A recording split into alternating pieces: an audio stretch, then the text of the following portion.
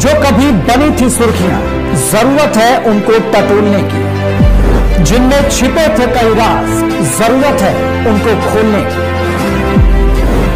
जख्मों की डोर से घटनाओं के शोर तक, किसी को अपनों की तलाश, अब होगा राज का पर्दाफाश। नंद घर आनंद भयो जय कन्हैया लाल की श्रीमद् भागवत कथा में श्री कृष्ण जन्म पर झूम उठे श्रद्धालु। भादर अमेठी जनपद के बहादुरपुर ग्राम सभा में मुख्य यजमान बलराम पांडे तथा श्रीमती सुशीला पांडे के द्वार पर चल रही श्रीमद् भागवत कथा में सुप्रसिद्ध भगवताचार्य पंडित श्री पूज्य गार्ग जी महाराज ने बताया, भागवत कथा सुनने का मौका किस्मत वालों को मिलता है। शैलेश पांडे के सपरिवार के साथ साथ बहादुरपुर ग्राम सभा के पुण्य का उदय हुआ, क्योंकि जिस द्वार भगवान का जन्म होता है उस गांव का हर द्वार क्षेत्र धन्य हो जाता है। पूज्य महाराज जी ने बताया कि जब धरती पर पाप और अधर्म में बढ़ोतरी होती है तभी भगवान इन पापों का अंत करने के लिए धरती पर अवतार लेते हैं। वृंदावन की मिट्टी के कण कण में भगवान श्री कृष्ण का प्यार बसा है, इसलिए जो भी व्यक्ति श्रीमद् भागवत कथा श्रवण करने के लिए आता है, मथुरा गोकुल और वृंदावन की धरती की तरफ वो बार बार कथा खींचा चला जाता है।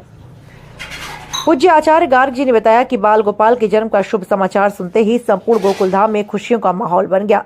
गायों और पक्षियों ने चहचहाना और हर्ष मनाना शुरू कर दिया। इस तरीके से उन्होंने पूरी कृष्ण लीला के बारे में भक्तों को सुनाया, जहां सभी भक्त भाव विभोर हो उठे।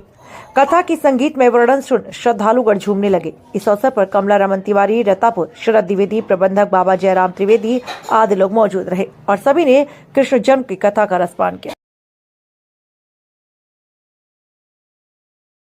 दुर्वासा बड़े क्रोधी, उनका कोई अपमान कर नहीं सकता, क्योंकि तत्क्षण श्राप देते थे, तुरंत ही श्राप दे।